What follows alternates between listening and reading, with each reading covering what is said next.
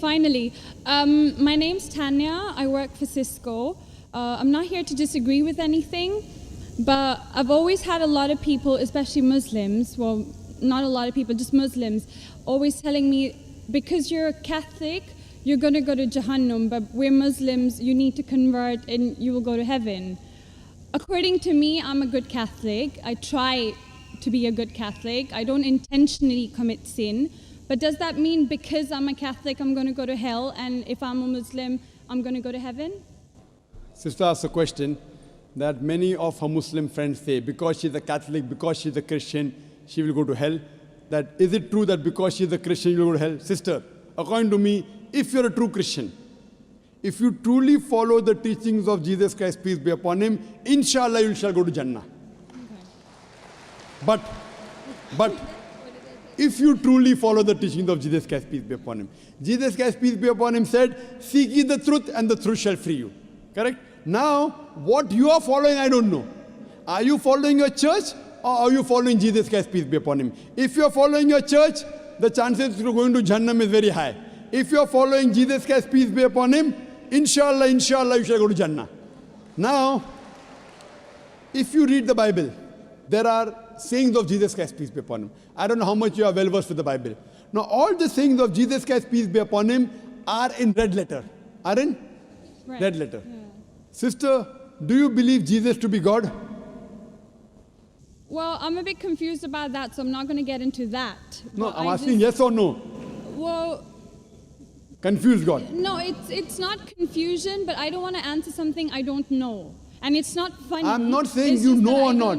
Sister, I'm not saying you know or not. What do you believe I'm asking? No, I do believe he's God. Yes, yes, that's it. I'm not saying what you know. You may not be able to prove it. Yeah, fine. I do. Sister, I'll tell you one thing. Islam is the only non-Christian faith which makes it an article of faith to believe in Jesus Christ, peace be upon him. No Muslim is a Muslim if he does not believe in Jesus Christ, peace be upon him. We believe that he was one of the mightiest messengers of God. We believe that he was born miraculously without any intervention. We believe that he was the Messiah, translated Christ. Yes. We believe that he gave life to the dead with God's permission. We believe that he healed those born blind lepers with God's permission. The Christians and the Muslims, they are going together. But one may ask, where is the parting of ways? The parting of ways is, sister, that most of the Christians, almost all, they believe that Jesus Christ, peace be upon him, is Almighty God. They believed he claimed divinity. In fact, if you read the Bible, there is not a single unequivocal statement. There is not a single unambiguous statement in the complete Bible where Jesus Christ, peace be upon him, himself says that I am God, or where he says worship me. Sister, if you can point out a single unequivocal statement, a single unambiguous statement, anywhere from the Bible in which Jesus Christ, peace be upon him, himself says that I am God, or where he says worship me, I am ready to accept Christianity today. In fact, if you read the Bible, I'm not talking about you accepting I'll come to it it. or not. I'm not. I got my answer already. I'm giving you, yes. I got my answer. You got half the answer, I'm giving the complete answer, okay, inshallah. You can go ahead. You got half the answer. Okay. I told you that if you're a true Christian, you shall go to Jannah. Yes. You don't know what a true Christian is. I'm giving you information about true Christian is. If you read the Bible, Jesus Christ, peace be upon him, said in the Gospel of John, chapter number 14, verse number 28, my Father is greater than I. Gospel of John, chapter number 10, verse number 29, my Father is greater than all. Gospel of Matthew, chapter number 12, verse number 28, I cast out devils with the Spirit of God. Gospel of Luke, chapter number 11, verse number 20, I with the finger of God cast out devils. Gospel of John, chapter number 5, verse number 30, I can of my own self do nothing. As I hear, I judge, and my judgment is just. For I seek not my will, but the will of my Father. Anyone who says, I seek not my will, but the will of Almighty God is a Muslim. So Jesus Christ, peace be upon him, submitted his will to God. He was a Muslim. He never said he was God.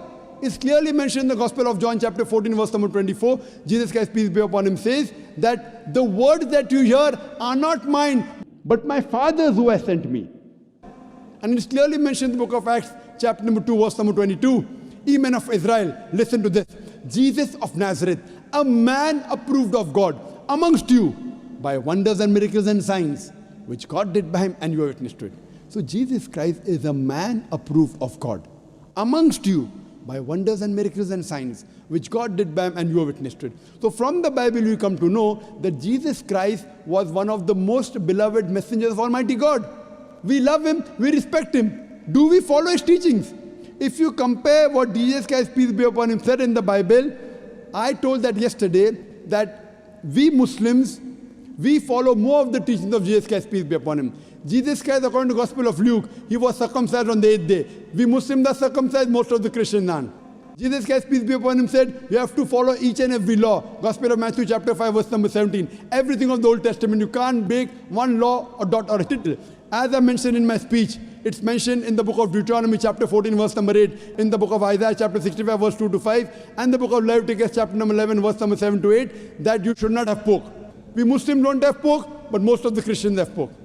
It's mentioned in the book of Ephesians, chapter 5, verse number 18. Book of Proverbs, chapter 20, verse number 1, you should not have alcohol. Muslims don't have alcohol, but Christians have alcohol. So if Christian means a person who follows the teachings of Jesus Christ, peace be upon him, then we Muslims are more Christian than the Christians themselves.